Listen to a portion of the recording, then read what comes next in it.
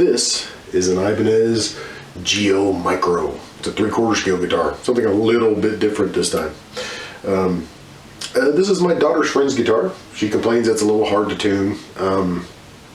There's some other issues with it as far as, you know, it's got some fret buzzes and whatnot. And it's not even a very old guitar. It was made this year. One thing that happened to a lot of us, you know, you save up your hard-earned money, you go to the guitar store and you buy the brand new model XYZ, whichever you have to have, and at first it's a dream, it plays great, you love it. Then after you've had it for 6 months, maybe the season's changed, you've moved, it doesn't play so great anymore. You're getting fret buzzes. Maybe you're getting stabbed by the fret ends because of fret sprout. Or say it doesn't switch right. Like maybe one of the pickups is louder than the other.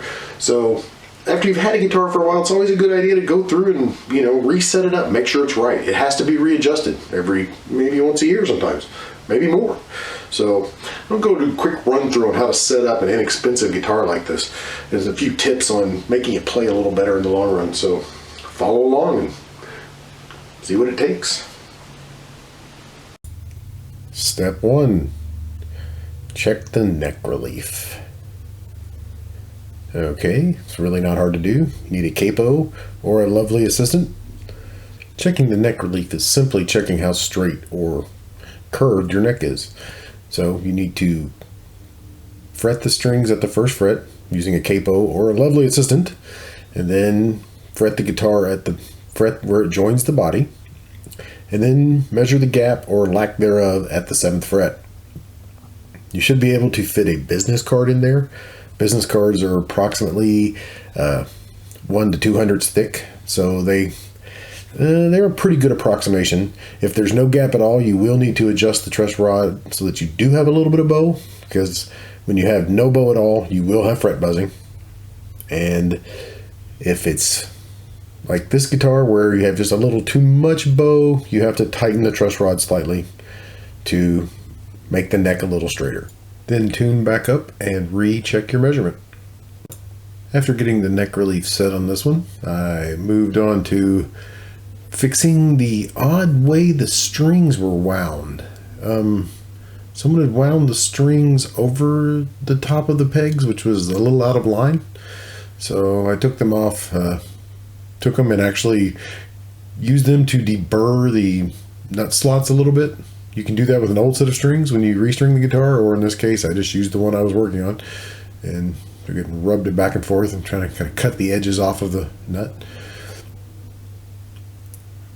And then, after rewinding the strings the correct way, a couple of the pegs were loose and needed a little bit of tightening before we restring. And also the screws on the back needed tightening. So we ran through that real quick and got them all good and tight again. It's a good idea to go around and tighten all the screws on a guitar every so often. They vibrate quite a bit and tend to come loose.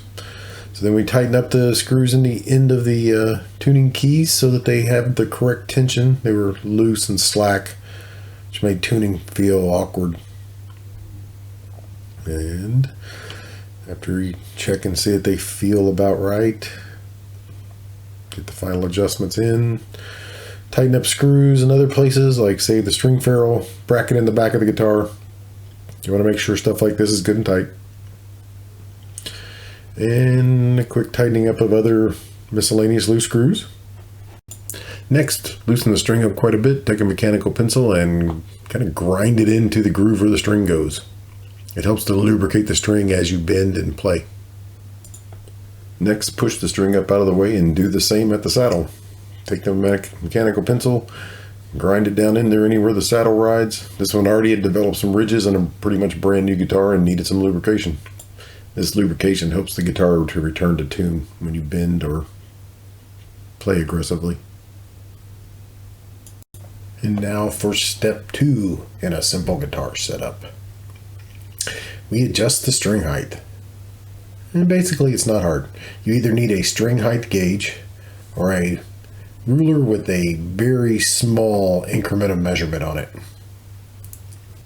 Okay, we measure this one, we see that they're actually a little low. The E string is probably at about 500s. It should be at least 600s, probably a little bit higher, just to keep from fret buzzes. So we will begin to raise the saddles. The saddles on this guitar had a slope to them. They sloped up towards the center. This really isn't a good idea. You want everything to be flat and level as much as possible. So basically, as I raised them, I also tried to flatten them out so that they were even from side to side. This helps with tuning stability, with tone. You want an even footprint between the two screws touching the actual base plate of the bridge. So then check your string height again. Always check your string height with the guitar in an upright playing position. The weight of the neck, if the guitar is laying on its back, could actually pull the strings down and give you a false reading.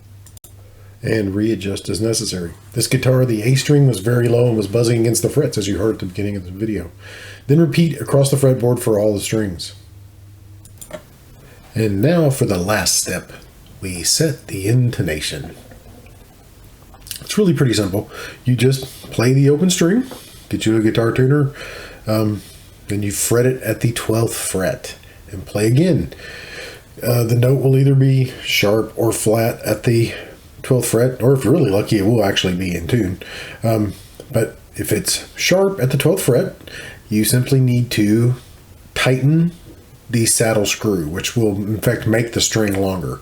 Then you retune and check your intonation again until you get it in tune on the open string and at the octave on the 12th fret. And repeat, moving across the fretboard until you've done all 6 strings, and then your intonation is set, which means you should be in tune no matter where you play on the fretboard. This guitar needed several of the saddles adjusted and took a quick adjustment across 4 or 5 of the strings.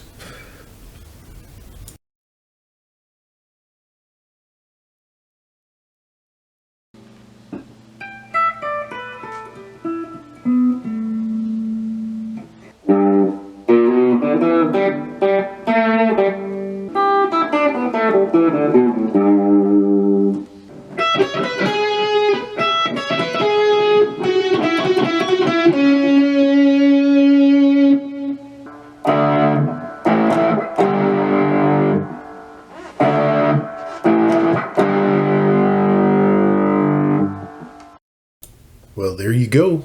Proof that big things can come in small packages.